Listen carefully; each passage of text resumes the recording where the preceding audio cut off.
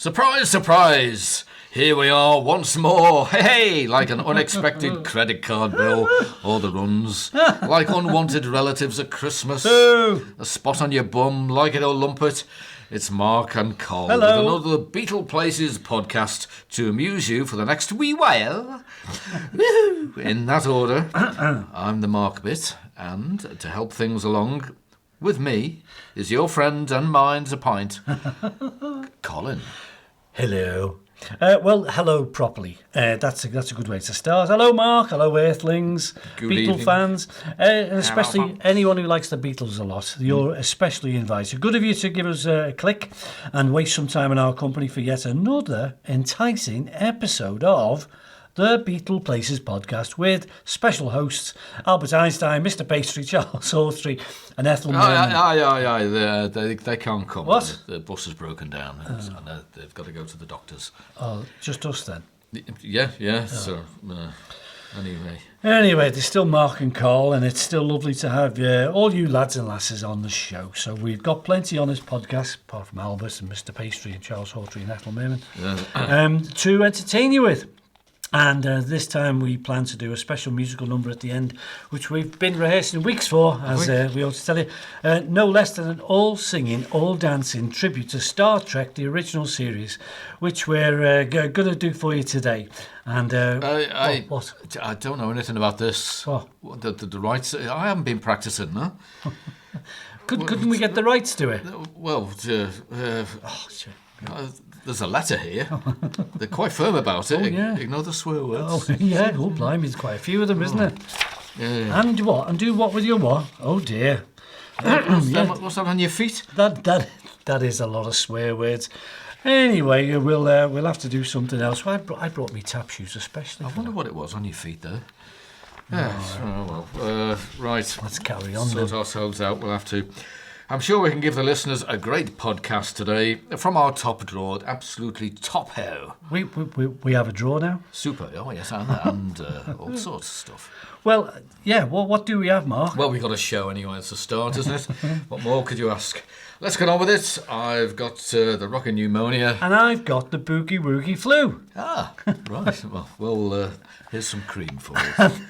And the cure for both of us is the Beatleplaces Podcast. Hey, it's another excuse to talk incessantly and boringly and go on and on and on about the Beatles, the best band in the world, and their formative years here in Liverpool. Another chance to tell you more than you know about John, Paul, George and Ringo, and have some fun into the bargain. It's true, folks. It's true. It's true. His hand was on the Bible when he just said that. So we could spend 2 hours of your precious time acting like pseudo-intellectuals debating the symbiotic altruism of the Aeolian cadences, but we'd rather have a laugh, really, and a bit of fun than trying to prove we're being clever. Ding dong. Or being psychoanalytical and vapidly pretentious, to be honest with you, Mark, and then bore the kecks off everybody. Hence the reason why I'm wearing just this gold thong and these flippers today. Yeah, I have to look at him. It's terrible, and it's cold weather as well. You get off easy sat there listening to this. So anyway, let's get on with this. Let's simply tell you what we have in today's show. You can guess it's stuff with all the usual great Beatles features items to keep you amused and entertained. What more could you ask for? So what else is in this episode? Let's find out from my fellow presenter. Now he's in a dressing gown there, very nice. The man with all the answers. So he says, that's Col. There's no answer to that. Top. So live from Col's front parlour, once again, it's the Beatleplaces Podcast with Mark and Col. And we have, in no particular order, we've got a ton of Beatles stuff today. The terrifically good Beatles trivia quiz. Mark does that. More fiendish questions to scratch your head to. And we have Mark also presenting this month in Beatle history. Then it's both of us, as a duet, maybe, I don't know, doing the Beatles book review, or it could just be me on my solo. And that's with me and Mark and me, with the Beatleplaces album review, and possibly a few more features on the side. In fact, I'm a bit preoccupied, busy just now making beans on toast for him. Very nice. Wishing Col all the best on his new increased medication. Hope the swelling goes down. We'll leave him there for a tick. As ever, we'll include a Beatleplaces special feature, a chance to surprise you with something or some things you perhaps never knew about the Fab Foursome. And true to form, we've got a good one this time. We have the Beatles, and humour, talking about the comics, comedians and musicians and people who gave the band their famous sense of humour. Of course, yeah. In their fledgling years. So let's crack on, start your enzymes and chocks away with another Beatleplaces podcast. Thank you for listening. Don't forget, a splendid time is guaranteed for all.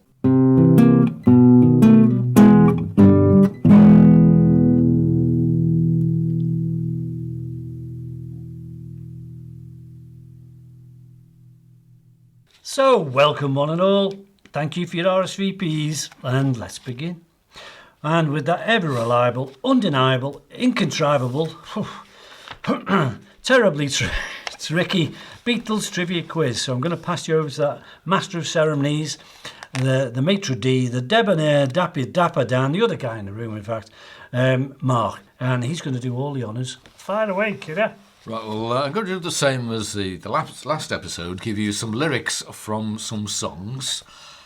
Three lots of lyrics from three different songs. And I'd like to know which songs they came from. Yeah, go on. So I've tried to be obscure as I possibly can. I always am. It seems to work for me. So now you're reading upside down, you know the answers to my quiz. You cheat, I know what you're up to. Right, the first, not the first lines, but I've delved into the song, so you should know where these lyrics come from. So here we go. You stay home, she goes out. She says that long ago she knew someone, but now he's gone. She doesn't need him. Which song is that from? Okay? Yeah. All right, you got that one. And now we go to the next quiz. Not the next quiz, the next question. Are you ready?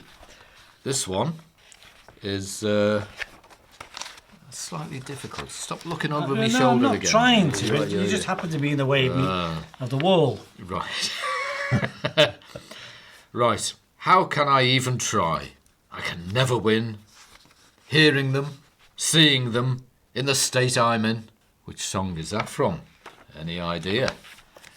I'm trying to be as unusual as I possibly can. And I think I'm pretty unusual. Not anyway. really a stretch, is it? Not really, no.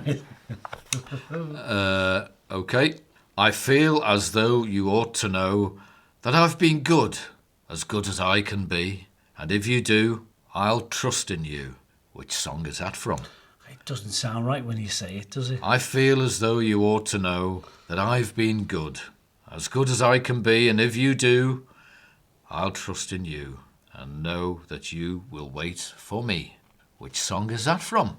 Okay. That's got that out the way. Yeah. Made it hard, hasn't it? Oh, aye. Right. Good of you to help. Thanks a lot, Mark.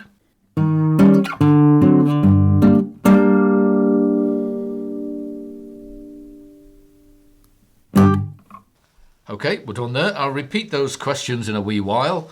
So hang about for the answers while I have a bath and a biscuit. So the answers will be coming later on in the podcast. So now we'll saddle up and hitch our critters or whatever it is. Hitch your horse. That's it. Head back to Col, the man whose taste in shirts invented social distancing. As he presents our other regular feature, the Beatleplaces Album Guide to the Fab Four, and this time it's the 1968 album, The Beatles, otherwise known as The White Album. Over to you.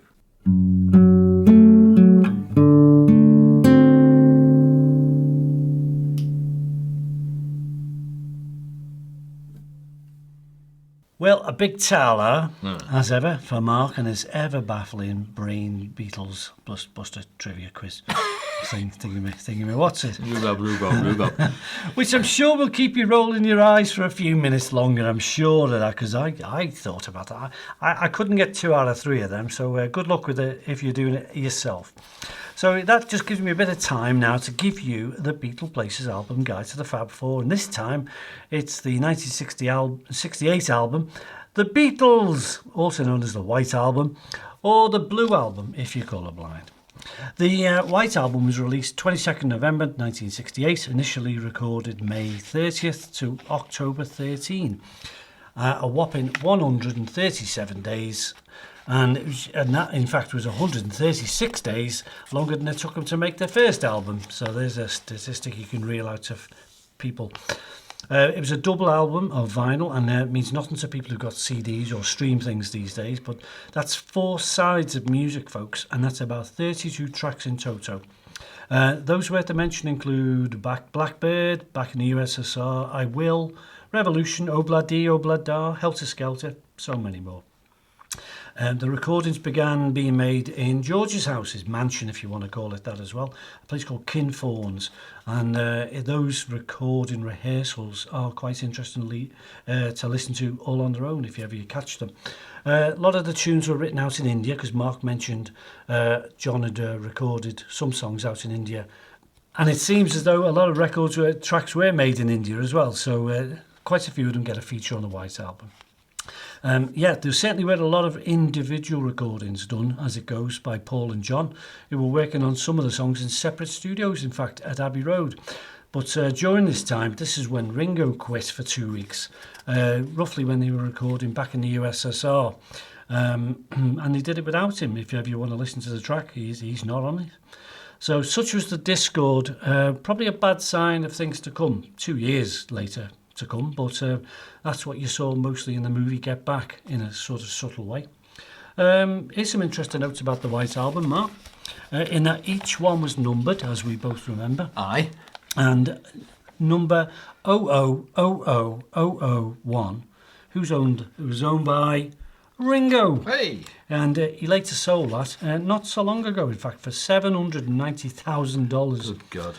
I can't remember what my number is, but I don't know what mine is either. I'll have to have a look. To the power of something, I think it was. After a while, though, they didn't put the numbers on them, did they? They just printed it with the White Album cover, and that was it. They stopped putting the numbers on, but I was one of the lucky ones. Serves you right for being the Gen X. George's mum helped George write one of the lyrics on the song. Which one was that, Mark? Remember? I'm not too sure. Tell me. It was Piggies. Was it? Yeah. What they need's a damn good whacking. Oh. She wrote that lyric. Did she? It's also the album when another person sings on a Beatles record for the very first time. Did you say sing?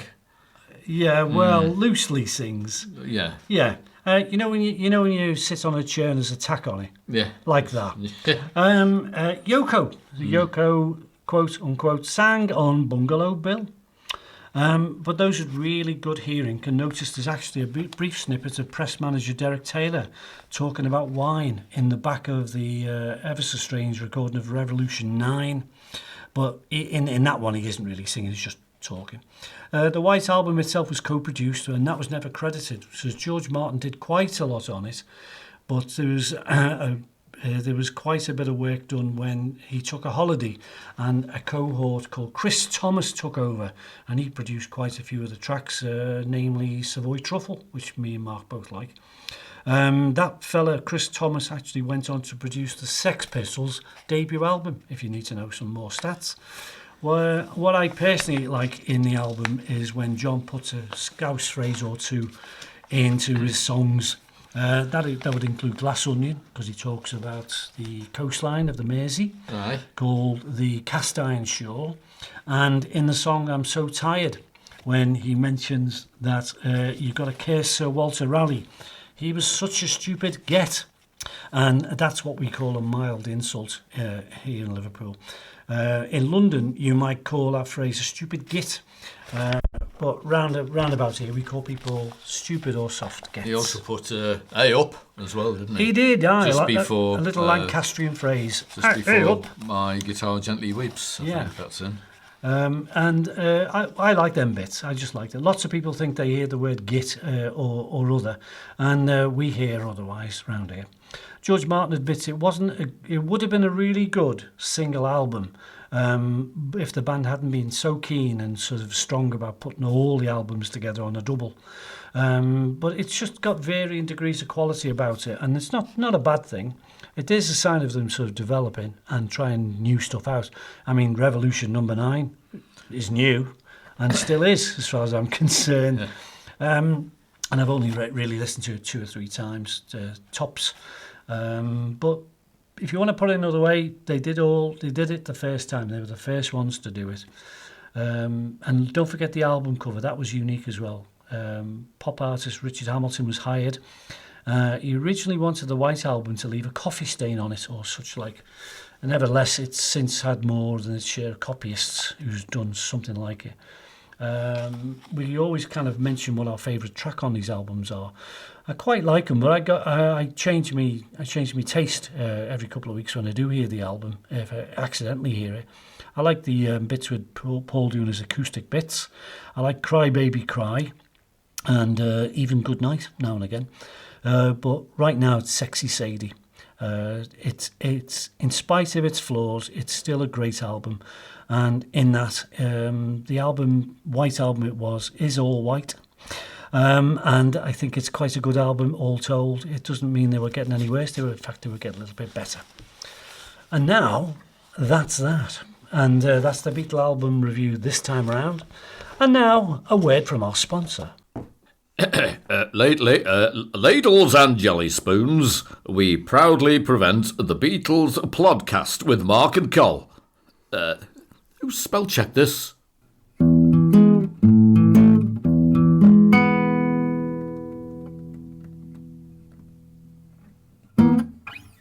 Well, hello there, and here are Mark and Col with another Beatleplaces podcast.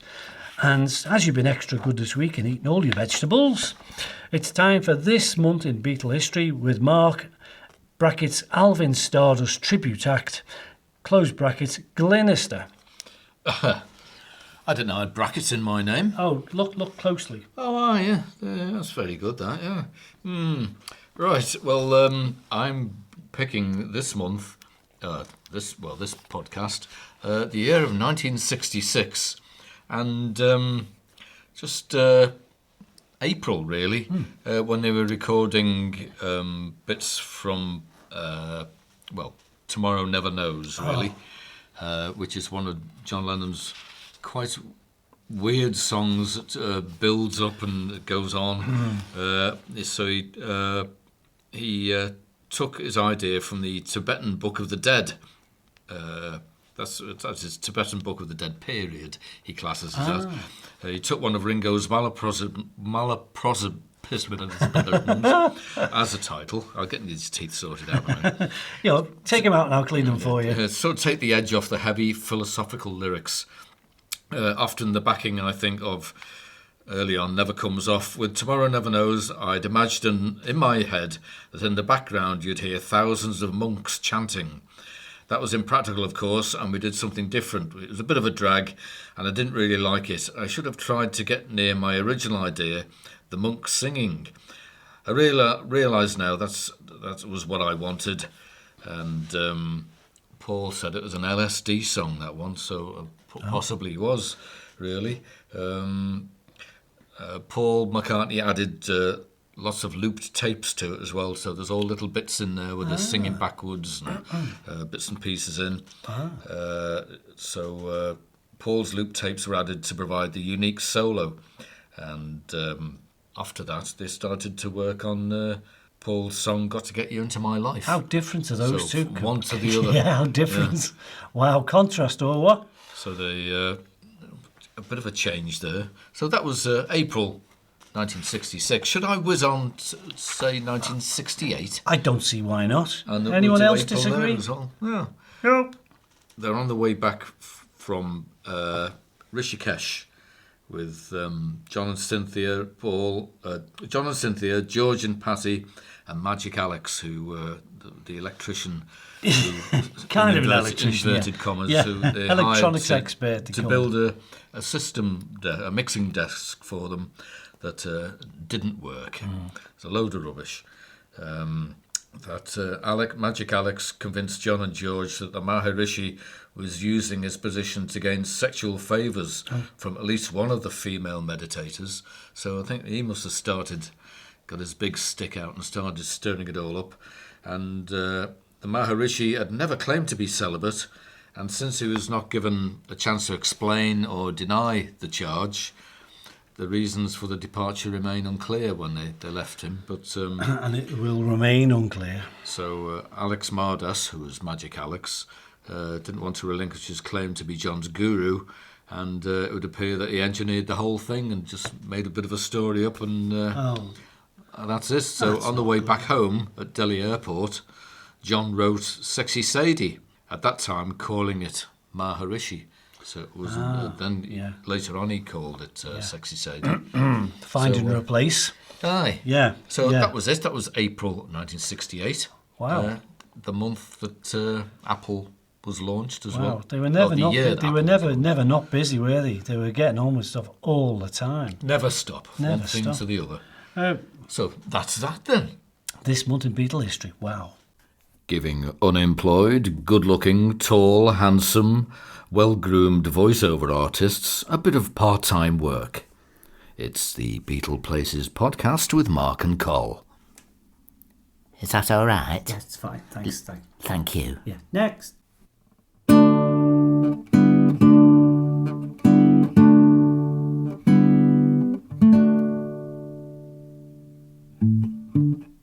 Well, he's great, isn't he, our Mark? And such a nice tan after his holes in the Greek islands of Domestos, or somewhere like that. I can't remember what he said.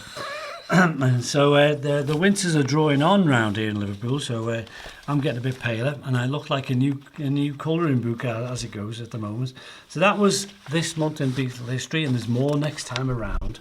And don't forget, folks, this is Beatleplaces Podcast with Mark and Col. That's me. And you're just about welcome to it. So let's enjoy, via me, the Beatles book review, when I will have a go at reviewing one of the Beatles books that I've got on my shelf. And sometimes it's those I'm interested in. I return them back to Amazon, just say they're unwanted Christmas presents. But this one I kept. That's naughty. Shh. And this week I'm doing that one, Mark. Oh, aye. How to Do It by... Oh, no, that's not the same Fanny one. Craddock does... Lobsters. That is she. I'm going to tell you all about a great book by a fella called Kevin Roach, local Beatles historian, great guy, called The McCartneys in the town they were born. And what he's done is he's simply focused on the family of the Beatles, Paul McCartney. He's gone and got an awful lot of information from various local archives.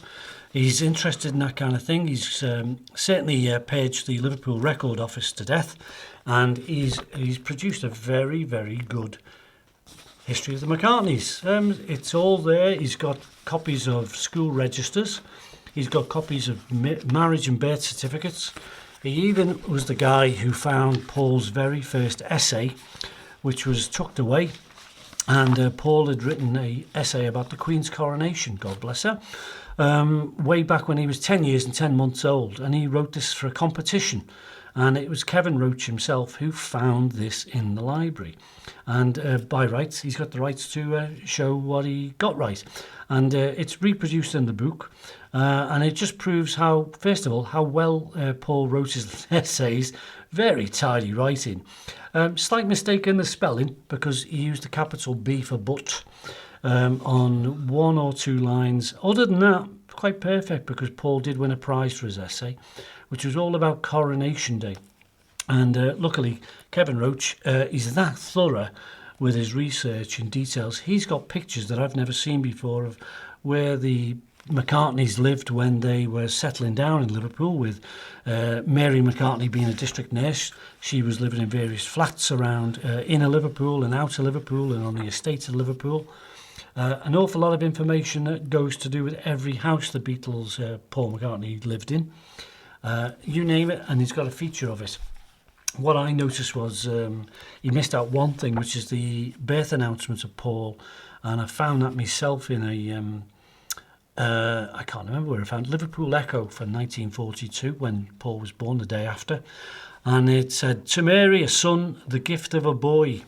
I just remember that phrase, the gift of a boy. And he certainly was a gift of a lad, so let's give him some credit after all said and done. I like the book very much because, to me, it's a local book because it doesn't veer outside of Liverpool. Is it a new book? Has it been out a while? Fairly new, yeah. It goes in tandem with a book by a Beatles guy who is very well known to Beatle people, called Bill Harry. And Bill Harry was an art college friend of John, and he became the publisher of Merseybeat and so on. And he's produced a book on John Lennon in the same vein. Looks about the same, says about the same, back history and so on. It does cover the McCartney family from Jim and Mary McCartney onwards, and there's quite a lot of school life in there. Quite a lot of pictures of the houses that they lived in. Very ordinary little houses.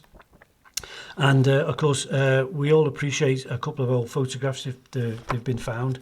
And Kevin Roach has managed to get hold of the rights to lots of them. Somehow I've got the hiccups now. Very good. And can you tell me how much you paid for it? it would be at the time it was nearly £9. Ooh. And I remember I think that's a lot for me to spend. Could you tell me the name of the publishers as well? Yeah, it's locally published to my knowledge anyway, and it's produced by.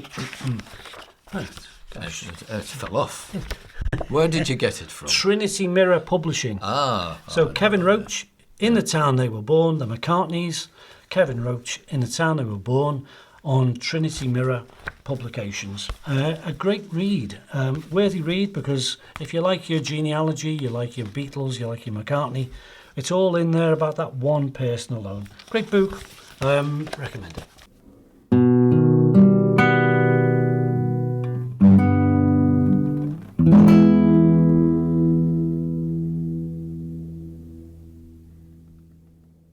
Very good. It's a quick whiz through the questions again in the owl quiz, like. Give it a go.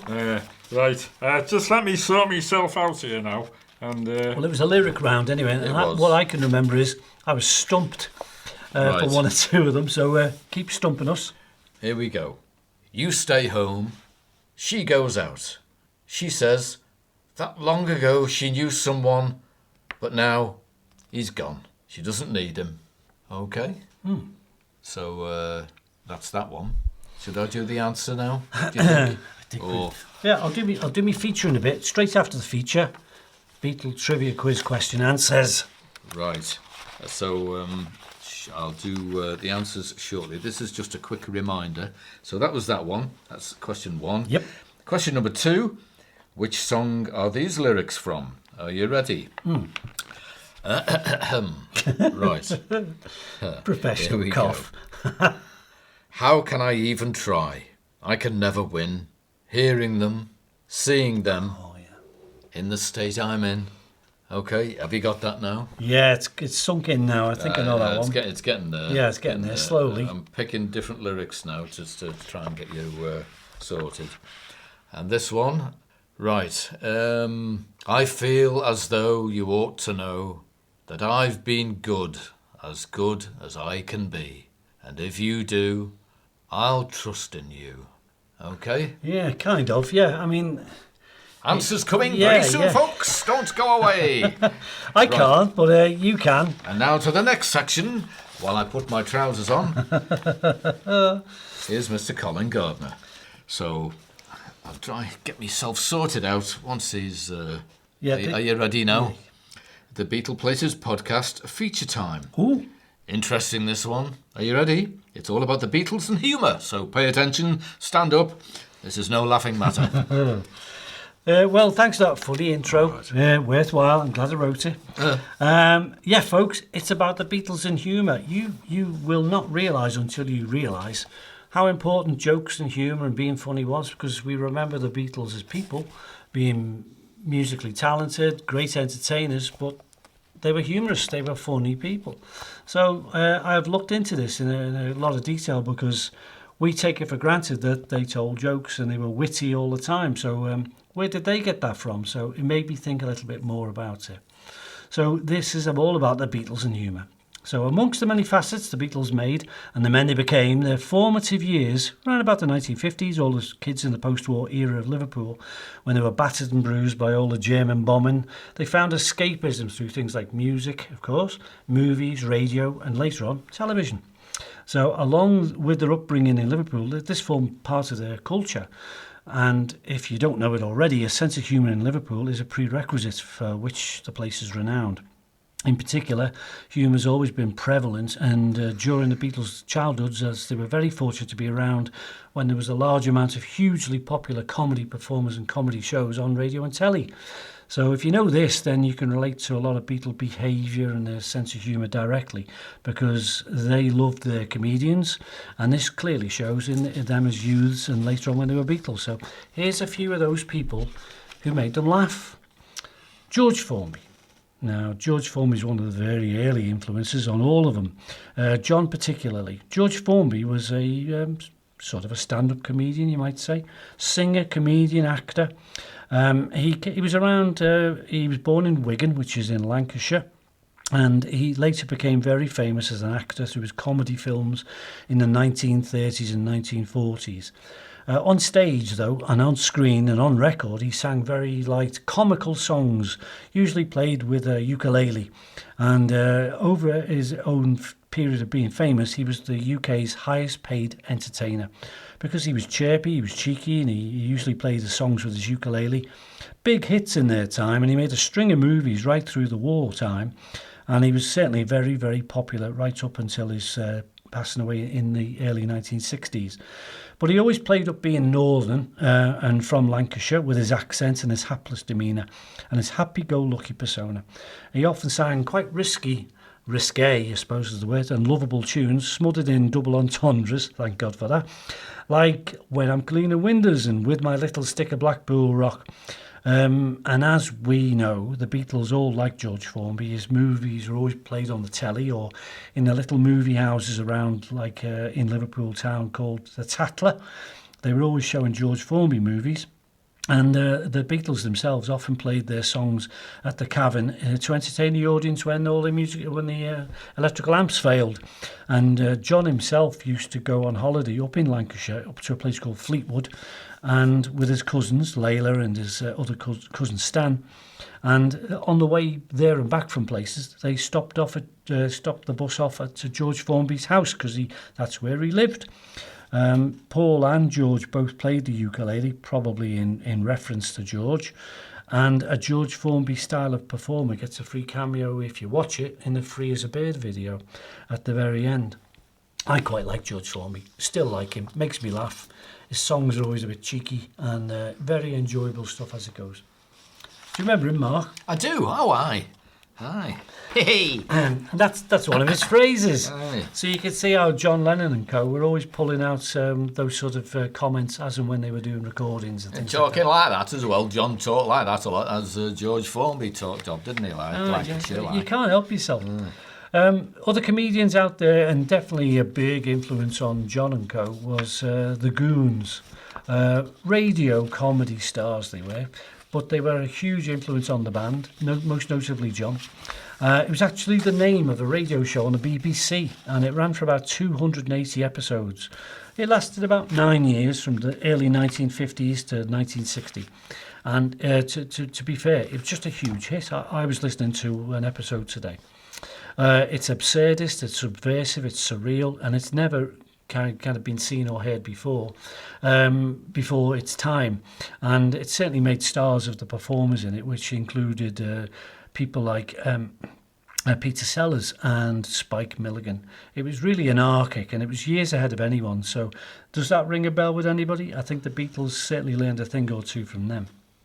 The show itself and the performers in it, like Peter Sellers and Spike Milligan, they certainly influenced musicians, and they certainly influenced comedians. People like Monty Python, Peter Cook, Robin Williams even. And the show's chief creator was Spike Milligan, who wrote most of the episodes. And Peter Sellers, of course, who was just great at acting and being silly anyway, who George Harrison especially liked with Peter Ringo. They're big fans of Peter Sellers and had a lot to do with each other socially. If ever you listen to a Goon Show episode, it's quite ludicrous. It's very surreal. Loads of silly voices, loads of puns, loads of catchphrases, but with sound effects like flying Wurlitzers and bagpipes going past its speed and things like that. So if you can imagine, they were weird enough as radio comedy shows, but they did turn up in Beatles songs in one form or another. They certainly took the rise out of lots of they parodied aspects of local business and commerce and industry, even politics, but nobody knew they were doing it. That's how good they were. Good at pricking the bubble of pomposity, I think. And the BBC as well. They picked fun at the BBC, didn't they? Yeah, John Lennon certainly listened to them every week, and Paul used to go back to school every week and recite the show he'd heard the night before. John always called his comics that he wrote the highly esteemed Daily Howl, but in reference to the highly esteemed Goon Show, as it was called. So you could certainly say there was influences left and right and centre for them. And when you want to hear the Beatles acting like the Goons, you only have to tune into something like the Beatles' Christmas fan records, because it's very strong evidence that they were influenced by the Goons. And as you all know, Peter Sellers got involved singing a Beatles song in 1965-ish. Was it? He sang A Hard Day's Night in a Beatles show called The Music of McCartney and Lennon. He did it in Sir Laurence Olivier accent. It's been a hard day's night. And doing Richard III sort of thing, wasn't he?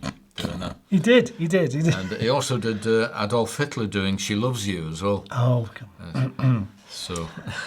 So you could see how crazy the Goons were, but how influential they were at the same time.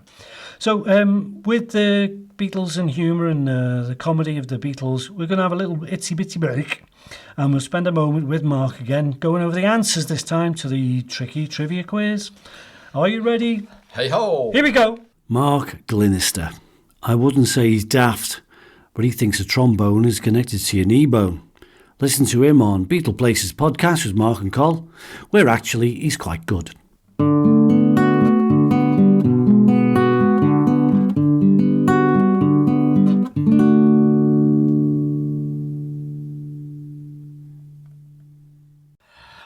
Yes, that's better. It's a nice lie down I've had there. Right, here we go with the answers to the little quiz I did before. 3 questions, 3 bits of lyrics from 3 songs. I'd like to know which songs they are. So here we go. The line from the first song is this one. Are you ready? You stay home. She goes out. She says that long ago she knew someone, but now he's gone. She doesn't need him.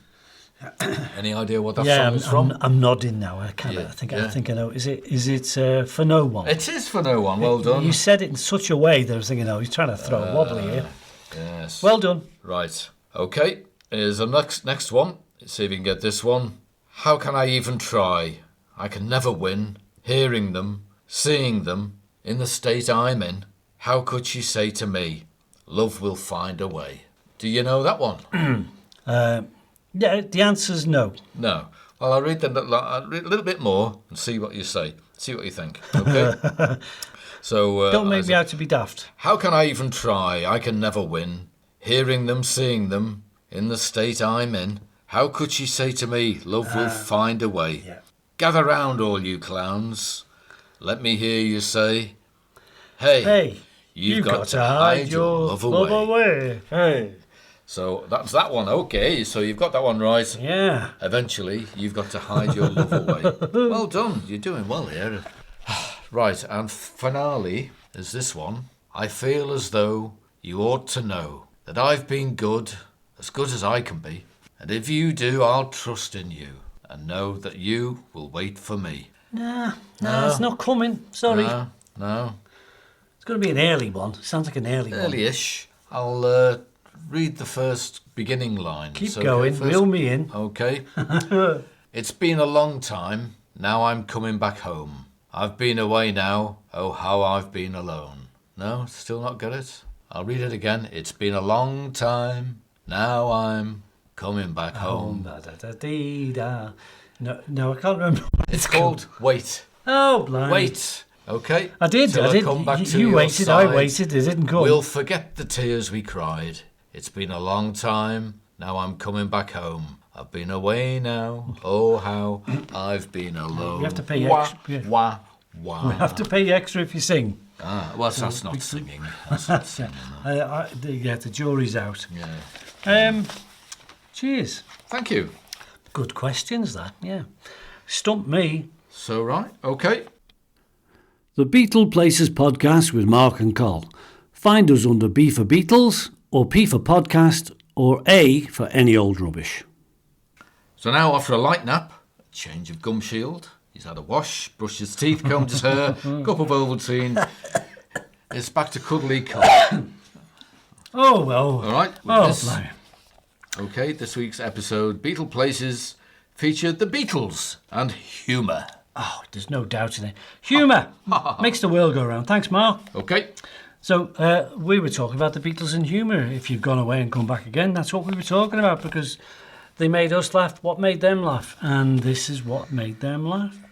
One of those examples, we talked about George Formby, a very early British music star and comedian. We talked about the Goons, who are an anarchic, innovative radio show, which I suggest you find online.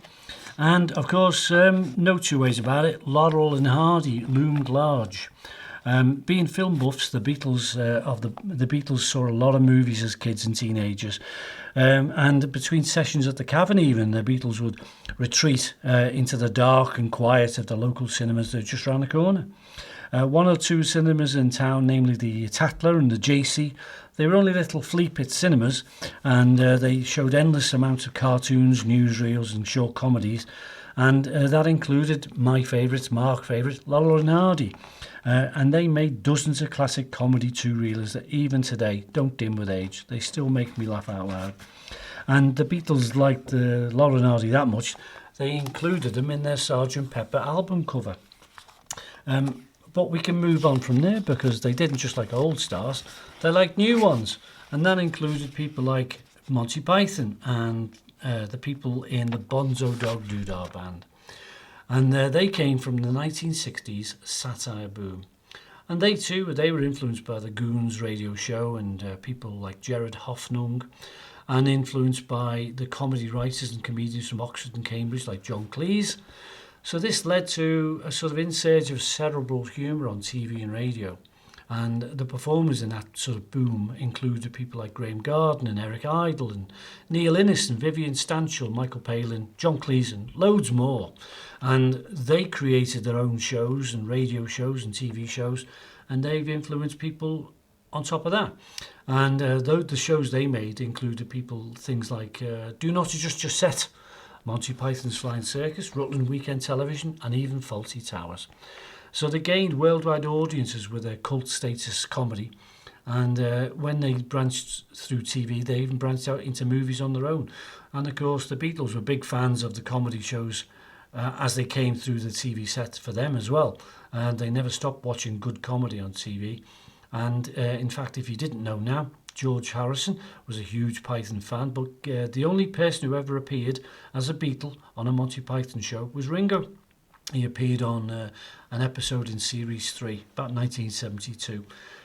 Though George did make up for that, because when Eric Idle had his own comedy show called Rutland Weekend Television, made around 1975, George turned up as a pirate and he sang a song called A Pirate Song. John himself, he got involved in comedy shows, and he liked Peter Cook, and he managed to read his poetry on one of Peter Cook and Dudley Moore's shows, and that was a big deal at the time as well. But in terms of liking other music, the Beatles themselves liked comedy performers such as the Bonzo Dog Doodah Band, and they were around the mid-60s to the late 70s, and they did a lot of weird stuff which the Beatles loved to bits. And they even included the band on their Magical Mystery Tour movie, singing a song called Death Cab for Cutie. Now, the thing is, we've talked about John liking stuff, George liking stuff, Ringo liking stuff. Paul can't be left out in this appreciation, because he liked his comedians too. That included a strange guy called Ivor Cutler, who was a poet, stroke comedian, stroke strange guy. You know, a little bit, yeah. John Peel on the radio liked him as well. Yeah, I like I'm Going in a Field. That's a great song of his. And don't forget, Paul got involved in music production with comedians, and he helped produce the Bonzo Dog Doodah Band song I'm the Urban Spaceman, and principally for Neil Innes. And Neil Innes, on the back of that, he also produced a parody of the Beatles called The Ruttles with Eric Idle in the mid-70s. So it goes around and comes around, I suppose. Don't forget, George got massively involved with Monty Python and the gang when he helped them produce their Life of Brian movie, because he just loved their sense of humour and their stuff. And it just basically proves that the Beatles embraced lots of modern comedy as well as their old childhood comedian favourites. But one thing we should mention is their producer, George Martin. Yes, that George Martin. He contributed quite a lot to the Beatles' sense of humour, and he can't be understated. The band actually knew of some of the work he did because George Martin, before he knew the Beatles, he was producing lots and lots of records, and that included comedy records for lots of popular favourite people off TV. They would come in and record a comedy song in the EMI studios, and George Martin often had a hand in that. He would often get involved in comedy recordings of live shows and even electronic music. So George Martin was there long before the Beatles turned up, and his canon of work just proved how much of a broad set of skills he had, painting with sound, as they call it. And when the Beatles and him sort of met up, they were just a match made in heaven, as far as I can see. The comedy records that he made often reached the singles charts, and some of them, did very well. I could name a few. Do you remember the GNU song, Mark? I do. Flanders and Swan. I'm a GNU. How do you do? Bangers and Mash with Peter Sellers. That was a great song. Like me mother used to make. Right Said Fred, one of my favourite songs by a fellow called Bernard Cribbins. He died not so long ago as well, didn't he? Yeah. Bernard Cribbins passed away. So, George Martin gets mixed into that comedy and humour thing that the Beatles loved so much because he was a funny guy. He also appreciated good humour, and he produced some of the best comedy records I can recall that we've ever liked ever. Don't forget, with his skills of recording live, he nearly, but didn't, recorded the Beatles live at the Cavern. And you don't know how that would have turned out unless he'd have gone and done it. So big appreciation of him, and big appreciation of all the comedians who made a difference to the Beatles when they were young. Yeah. A great influence, really. Yeah. Excellent. Well done. Excellent. Yeah, and we like our comedy records, don't we? Oh, yeah. You've got to have a laugh. Yeah. You've got to have a laugh. Well, look at these trousers. Do I have to? So we're coming on all right here now, aren't we? We're coming to the latter half of the podcast now. Yeah, we've reached the hump. Aye, the hump, definitely a hump. So, yeah, your electricity bills will be rocketing through the roof. So, it really costs about £500 a minute at the moment now. So, we better wrap this episode up, do you think? We can, yeah, we could, and we should. So, let's see. We've done the questions and the answer to the Beatles Trivia Quiz. We've done that, yeah. Cheers, Mark. You're a gem. You're a midget gem. You should have eaten all your carrots as a kid. Yeah. Well, according to my electricity bills, we should be disconnected any minute now, so we're going to wrap it up. Yeah. I think so. So, we're as sound as Ezra Pound. That sounds grand to me, and we'll return next time with more features and an Ordnance Survey map. So look out for our episode next time. I think we'll do a Beatleplaces pub quiz. Aye, they tend to be popular. We will, yeah. We'll do a quiz thing. Yeah. What else will we do, Mark? We'll do some Beatle history this month in Beatle history. The Beatles book review. If we can find another book to review. The Beatles album guide. All the usual nonsense and gubbins that you've come to love and respect and expect from your favourite two lovable podcast hosts and part-time limbo dancers, only on a Wednesday.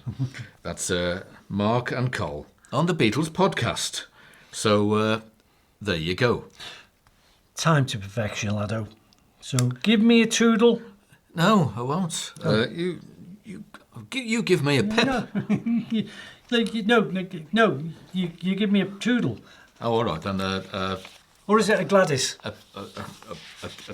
It is, yeah. A pip, a toodle, and a Gladys. That's her arm, I think. Who is Gladys? I don't know. Well, she's in the room. Well, you saw her last. I didn't know that. Don't blame me. Well, she hasn't come here for a while anyway. Not since you did that. No, let's not mention what we did last night. No. Anyway. Good night, folks. Turn the red light off. Has that got it done then? We're done. All right. Ta-ra.